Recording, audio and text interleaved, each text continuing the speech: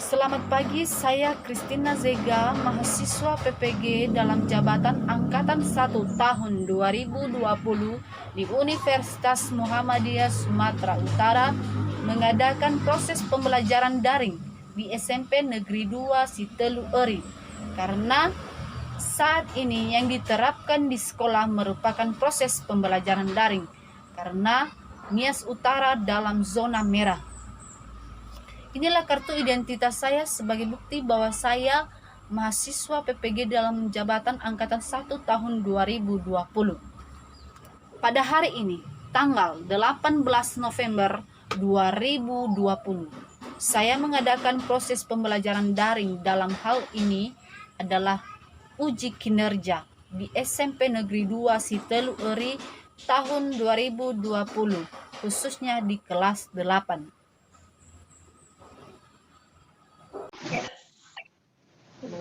Selamat pagi semuanya. Pagi, Bu. Apa kabar? Kabar baik.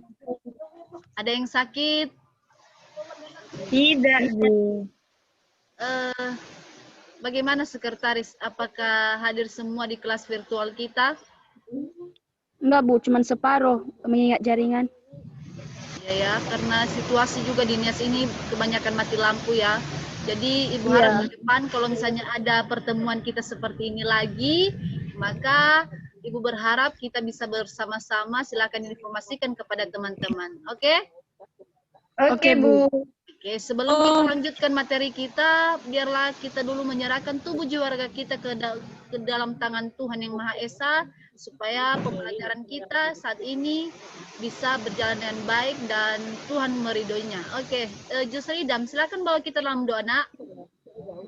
Mari kita bersatu dalam doa sesuai agama dan keyakinan kita masing-masing. Berdoa dimulai.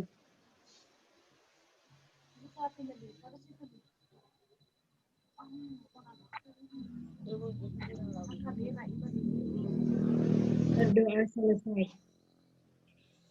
Oke, terima kasih ya Ridam. Iya, Ibu. Oke.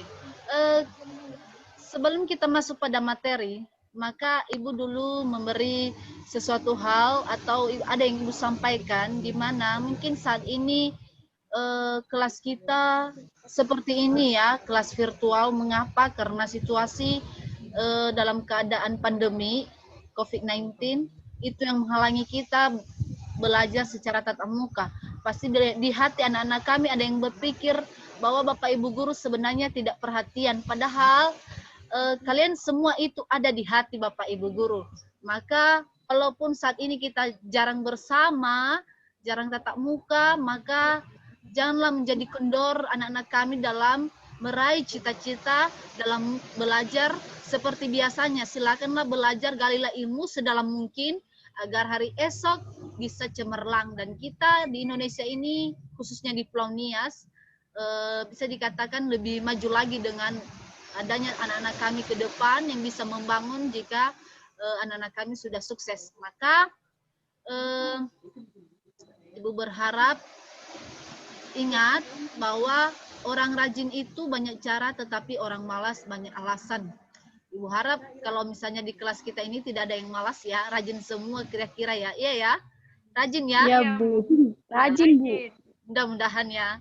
Terus kalau misalnya ada keluhan kalian, ada masalah kalian, janganlah menjadi beban dalam belajar atau ada hal-hal tugas apapun yang menjadi kesulitan dalam proses pembelajaran. Silakan komunikasi melalui Google Meet ataupun seperti kelas seperti virtual ini, juga menggunakan Google Classroom kita ataupun menggunakan grup kita. Silakan kita bahas bersama-sama jika ada kendala-kendala yang dihadapi siswa-siswi kami. Kami Bapak Ibu guru siap melayani anak-anak kami. Oke.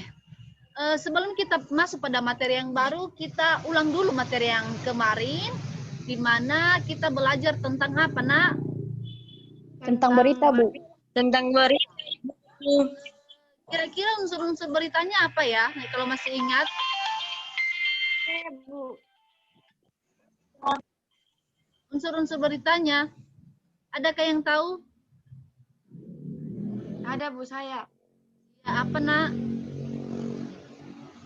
Unsur-unsur berita itu ada yaitu 5W tambah 1H, yaitu apa, siapa, kapan, di mana, dan mengapa. Demikian Ibu. Iya, Ibu betul kan ya? Sudah betul yang Ibu, yang anak-anak kami katakan. Tetapi sedikit lagi, yaitu kalau misalnya unsur-unsur berita itu ada 6, 5W tambah 1H, yaitu disingkat dengan Askadimega atau apa, siapa, kapan, di mana, mengapa, bagaimana. Nah, itulah unsur-unsur berita. Ibu yakin dan percaya bahwa anak-anak kami telah belajar di rumah. Sekarang kita belajar tentang teks puisi. Kalau anak-anak kami berpikir apa tujuan kita belajar teks puisi, maka inilah tujuan kita belajar teks puisi. Karena apapun yang kita kerjakan di muka bumi ini, apapun kegiatan kita, maka tidak terlepas dari sesuatu tujuan yang kita lakukan. Nah, maka inilah tujuan pembelajaran kita saat ini tentang puisi, yaitu kita mampu menyimpulkan unsur-unsur pembangun dan makna teks puisi yang diperdengarkan atau dibaca. Bisa dibaca, nak? Bisa, Bu. Oke. Sekarang, Bisa, Bu. sekarang mari kita lanjutkan tentang puisi ini. Kira-kira udah pernah dengar yang namanya puisi, nak? Sudah Ibu. Sudah ya? Maka Sudah. kalau misalnya sudah pernah, silakanlah kasih pendapatnya. Ada yang tahu? Saya Bu. Saya, Bu. Oke, siapa dulu? Siapa yang duluan? Saya, Bu. Si Ridam ya? Oke, Ridam. Silakan, nak. Oke, menurut saya puisi itu adalah suatu teks yang menggambarkan atau yang diisi oleh suatu perasaan manusia yang ditulis dengan kata-kata. Itu ya. Oke. Iya, Bu. Siapa lagi tadi? Meida. Oke, Ya, Midar. saya, Bu. Silakan, Midar. Menurut saya, Bu, puisi itu merupakan sebuah karya sastra hasil dari ungkapan dan perasaan seseorang dengan bahasa yang terikat irama, matra, rima, penyusunan lirik, dan bait. Nah, Itu aja, terima Bu. kasih. Oke. Sudah benar yang anak-anak kami sampaikan, maka inilah pengertian teks puisi. Yaitu puisi adalah teks atau karangan yang mengungkapkan pikiran dan perasaan dengan mengutamakan keindahan kata-kata. Dalam puisi kita dapat mengungkapkan berbagai hal seperti kerinduan, kegelisahan, atau kegembiraan yang kamu ungkapkan dalam bahasa yang indah. Tentu dalam usia kamu yang sekarang ini pasti ada pernah merasakan yang namanya gelisah, kerinduan, atau hal yang menggembirakan. Pernahkah merasakan hal itu, nak? Pernah, Bu. Pernah Ibu. Salah. Kalau misalnya ada kawan yang kamu senangi gitu, maka kamu bisa mengungkapkannya dengan bahasa yang indah melalui puisi. Contohnya, kamu ulang tahun, maka ada orang yang memberikan kamu hadiah yang kamu senangi, maka bagaimana kamu mengungkapkan isi hati kamu dengan bahasa yang indah? Itulah yang namanya puisi. Ataupun jika juga ada merasakan kegelisahan, sakit hati, maka kita bisa mengungkapkannya dengan bahasa-bahasa puisi. Contohnya, ada kamu sedang mengadakan pesta ulang tahun, tapi ada teman kamu yang memberikan kado tidak sesuai dengan keinginan kamu, maka kamu bisa mengungkapkannya. Ataupun sebaliknya, ada teman kamu yang ulang tahun tetapi kamu hanya mampu memberikan dia hadiah roti kelapa, maka mungkin dia tidak menerima ya, dia bilang apalah hadiah kamu ini, maka mungkin hati kamu sakit ya, maka kamu bisa mengatakan hatiku hancur berkeping-keping, kan? Bisa kamu susun dalam kata-kata yang indah hal seperti itu. Ataupun pernah merasakan yang namanya apa ini? Cinta. Nah, kalau misalnya ada merasakan cinta, bukan hanya cinta pada pasangan ya, tapi cinta kepada Tuhan yang Maha Esa, ataupun cinta kepada ibu, pasti kita bisa mengungkapkannya dengan kata-kata yang indah. Contohnya seperti puisi Khairil Anwar yang katanya ibu ambil di situ yang paling menarik, katanya aku mau hidup 1000 tahun lagi, katanya ya. Pada masa itu Indonesia sedang dalam penjajahan Maka Khairil Anwar membuatkan sebuah puisi yang begitu indah. Yaitu katanya yang pertama, aku binatang jalang dari kumpulannya yang terbuang gitu. Nah, begitu juga kita sekarang kalau misalnya kita belajar tentang puisi. Ada puisi sekarang sudah disusun, namun kita simpulkan isi dari puisi tersebut. Itu pekerjaan kita yang sekarang. Oke, kita lanjutkan ya. Inilah unsur-unsur pembangun puisi. Nah, bisa dilihat? Bisa? Bisa dilihat, Nak? Bisa, Ibu. Bisa, Bu. Yang pertama yaitu tema. Nah, katanya di sini tema itu pokok pikiran dasar yang untuk mengembangkan atau membuat puisi. Tentu sebelum membangun sebuah puisi, membuat sebuah puisi, kita harus dulu menentukan pokok dasarnya atau pokok pikiran kita mengembangkan sebuah teks puisi. Nah, sekarang nomor 2 yaitu rasa. Rasa ya, kan? Rasa yaitu sikap penyair terhadap pokok permasalahan yang terdapat dalam puisinya. Bagaimanakah seorang penyair tersebut terhadap permasalahan yang ada dalam puisinya. Yang ketiga, nada. Sikap penyair terhadap pembacanya. Nada juga berhubungan dengan tema dan rasa. Yang keempat, amanat. Maka amanat itu merupakan pesan dari penulis kepada pembaca. Yang selanjutnya, gaya bahasa, yaitu rangkaian kata yang bersifat konotatif. Nah, gaya bahasa ini yaitu rangkaian kata yang bersifat konotatif. Apa itu konotatif? Ada yang bisa mengetahui apa itu konotatif? Ada, Bu, saya, Bu. Apa, Rida? Konotatif itu adalah suatu teks yang berisi arti yang sebenarnya. Nah, ada lagi yang lain? Kalau misalnya saya katakan itu, dia cantik, dia seorang bunga desa. Apa maksud dari kata bunga desa itu? Dia gadis desa. Nah, gadis desa, itulah contohnya. Iya, betul. Udah belajarnya anak ibu ini, Bah. Nah, selanjutnya ada kata diksi atau pilihan kata, yaitu memilih kata-kata dengan cermat dengan cara mempertimbangkan makna, komposisi bunyi dalam rima dan irama, kedudukan kata di tengah konteks atau kata lainnya. Oke. Nah, diksi atau pilihan kata. Tentu tadi Ibu jelaskan bahwa dalam puisi itu atau membuat puisi kita harus memilih kata-kata yang indah.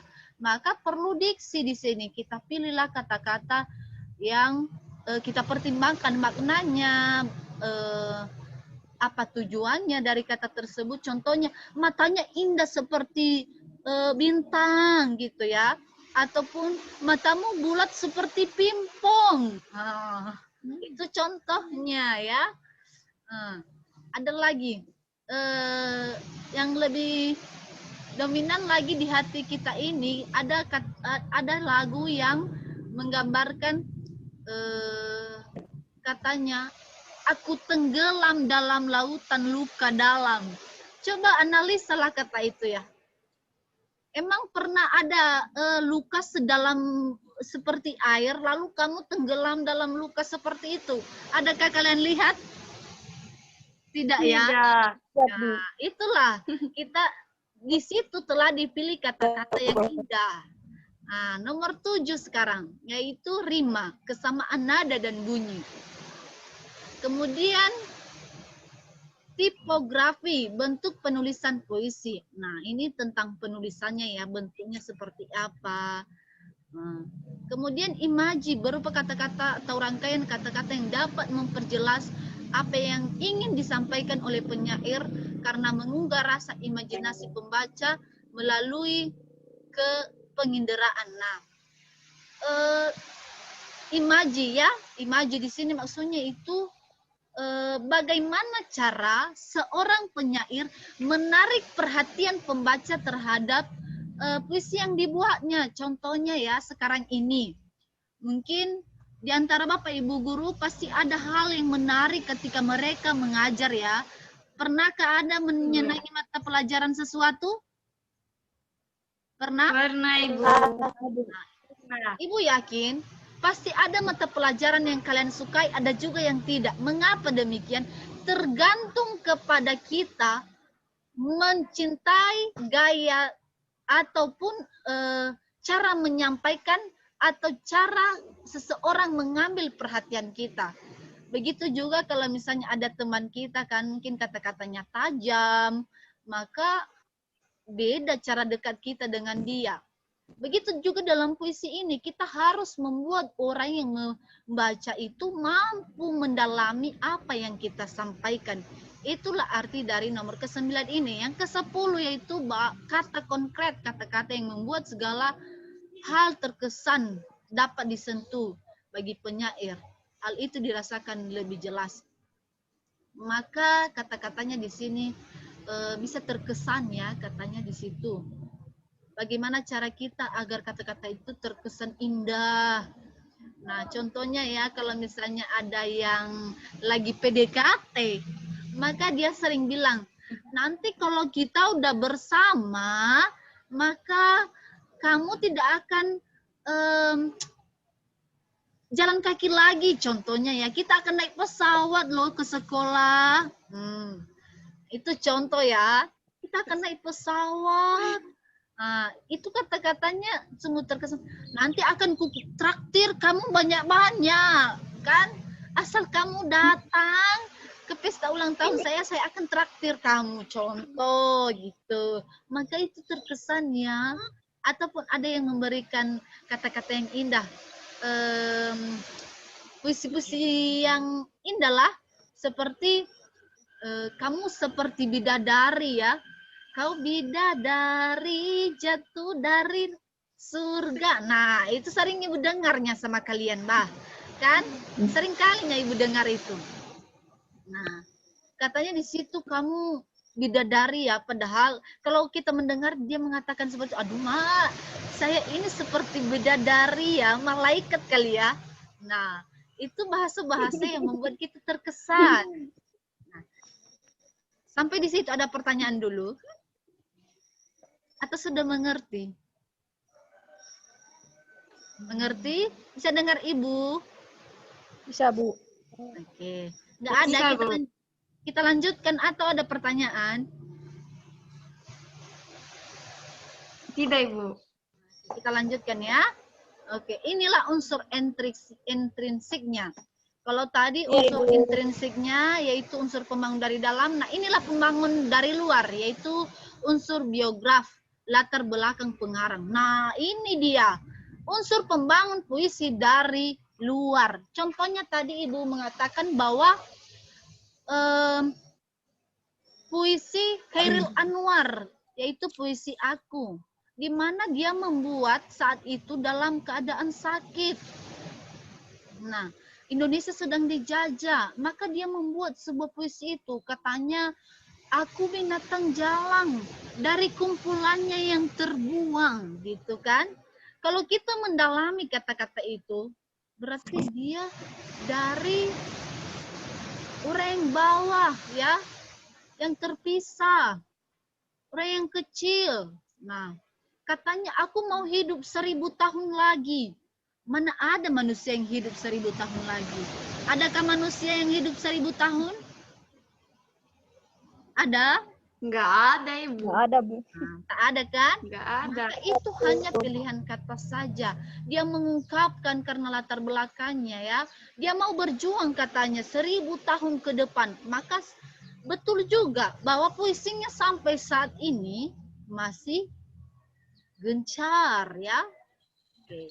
Kita lanjutkan, yaitu unsur sosial, kondisi masyarakat ketika puisi itu dibuat. Nah, kalau misalnya puisi Chairil Anwar itu, puisi Aku itu yang berjudul Aku, maka sudah pasti pada saat itu menjelaskan bagaimana Indonesia dalam keadaan penjajahan.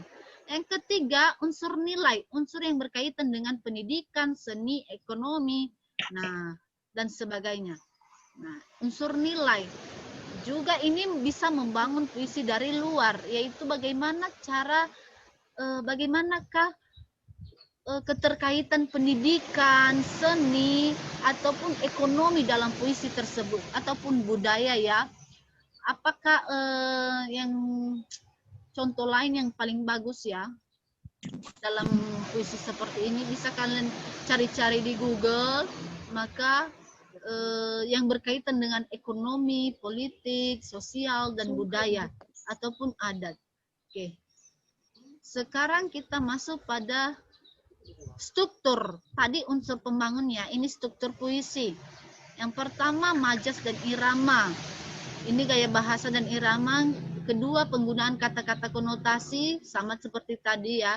Kata-kata berlambang dan pengimajinasian dalam puisi. Sama seperti tadi ya, sudah Ibu jelaskan ini. Nah, kemudian kita masuk pada ciri-ciri puisi. Sebelum masuk pada ciri-ciri puisi, adakah yang tahu apa itu ciri-ciri puisi? Ada? Ada, Bu. Ada ya? Siapa? Saya, Bu. Oke, silakan. Yang pertama, ciri-ciri puisinya apa? Biasanya menggunakan kata-kata yang bersifat imajinatif. Terus? Kemudian mempunyai irama. Terus? Habis itu, Bu. Oke, terima kasih. Adakah yang lain yang memberi pendapat? Ada? Tidak ada ya? Maka inilah ciri-ciri puisi. Yang pertama, menggunakan bahasa yang padat. Ya, tidak semua kata-kata diambil. Contohnya ya, apalagi tuh ketika hati kita gelisah, hati merana, jiwaku merana. Kan sudah dieditnya, itu bukan diedit ya. Sudah dipilihlah kata-katanya sehingga padat ya. Contohnya lagi, apa namanya itu? Perjalanan ini terasa sangat menyedihkan. Sayang engkau tak duduk di sampingku kawan. Itu adalah syair yang atau puisi yang dimusikalisasikan sehingga membuat sebuah syair dan telah menjadi sebuah lagu. Maka kata-kata di situ telah dipadatkan ya, perasaan ataupun gambaran perasaannya telah dipadatkan bahasanya. Kemudian memperhatikan diksi, sudah pasti kita memilih kata-kata. Yang selanjutnya mempunyai daya imajinasi, ya harus kita mengkaji ya bagaimana cara kita agar pembaca tertarik. Nah, yang kemudian mempunyai irama. Nah, itulah ciri-ciri puisi. Nah, inilah contoh puisi, bisa dilihat. Bisa, Bu. Judulnya di sini Hujan Bulan Juli. Bisa dibaca ini? Bisa, Bu, bisa. Nah, dalam puisi bulan Juli ini kita harus menyimpulkan apa isinya. Sudah Ibu kirim ini di Google Classroom kita dan juga di grup WA. Sudah dibacakan? Sudah? Bisa, Bu. Nah, Bisa, Bu. Nah, setelah ini nanti kalian harus kerja kalian. Sebenarnya kita mengadakan kerja kelompok ya, tetapi karena situasi kelas virtual, maka apalagi daerah kita sedang zona merah, tidak mungkin kita mengadakan kerja kelompok secara tatap muka, maka kita kerja kelompoknya secara luring saja ya, melalui grup WA ataupun Google Classroom. Setiap kelompok yang Ibu bagi kemarin harus mendiskusikan apa kesimpulan dari atau isi dari puisi Hujan Bulan Juli ini. Bisa dimengerti tugasnya, Nak? Bisa, Ibu. Bisa ya? Oke. Sebelum kita tutup, apakah kesimpulan dari pembelajaran puisi kita hari ini? Apa itu yang namanya puisi? Halo, bisa dengar Ibu? Bisa, Bu. Oke, apa pengertian puisi? Bisa dilihat, bisa disampaikan sekarang karena kita akan tutup dan tadi Ibu telah jelaskan. Bisa, Nak? Bisa, Bu, saya, Bu. Bisa, Bu. Oke, silakan. Bisa, Ibu. Oke, silakan. Puisi adalah teks atau karangan yang mengungkapkan pikiran dan perasaan dengan mengutamakan keindahan kata-kata. Dalam puisi, kita dapat mengungkapkan berbagai hal, seperti kerinduan, kegelisahan, atau kegembiraan yang kami ungkapkan dalam bahasa yang indah. Demikian, Ibu. Oke, terima kasih. Nah, itulah pelajaran kita hari ini. Jangan lupa tugasnya ya, Naya. Iya, Bu. Oke. Ya, Bu. Sebelum Ya, kita Bu. tutup, Ibu menyampaikan bahwa silakanlah belajar lebih keras lagi, silakan carilah pembelajaran dari internet. Kalau misalnya ada kelemahan dan kekurangan, silakan ditanya sama Ibu, jangan segan, jangan malu, silakan ditanya di grup WA ataupun bisa di chat langsung. Ibu siap membantu ya. Bisa dengar itu? Ya, Bu. Jagalah Bu. protokol kesehatan ya. Sebelum kita tutup, silakan berdoa si Meidar sekarang. Pimpin kita dalam doa, Nak. Ya, Bu. Mari kita bersatu dalam doa sesuai agama dan keyakinan kita masing-masing. Doa dimulai.